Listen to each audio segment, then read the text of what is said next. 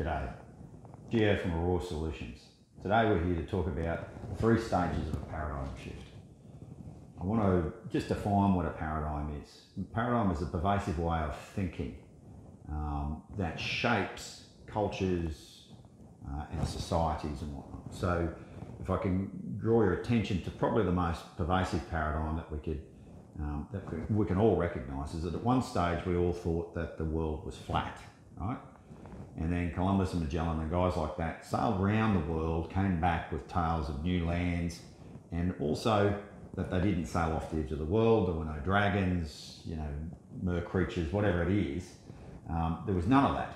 And so we started to understand that maybe the world isn't flat and it's round.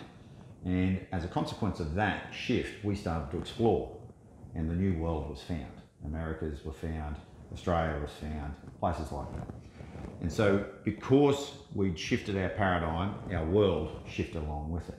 Now, interestingly enough, paradigms can take quite a long time to fully become integrated into our society. And so some 600 years later, what happened was we saw a shot of the Earth when Neil Armstrong and Buzz Aldrin landed on the moon, and they took a photo of it looking back from the moon. And that's when humanity as a whole, right across the planet, went, oh, okay, it is round, right?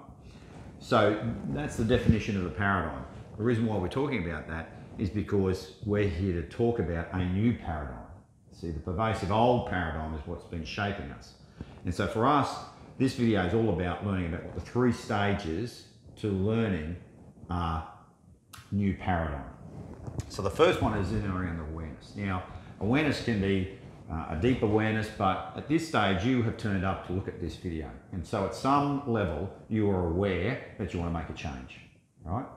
Now, you might not be consciously aware of that, but you're looking for something. It'll generally be linked to a feeling, and we'll talk about that in a later video, about how feelings are our barometer for change. So we become aware, and then we seek learning. So stage 2 is that we go into the learning phase, and now here you are listening to this video.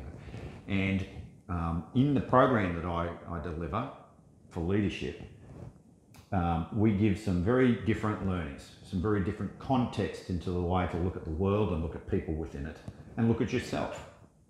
That will definitely challenge most people. So in that learning, we then come to a point of resistance, because we've always known what we've known.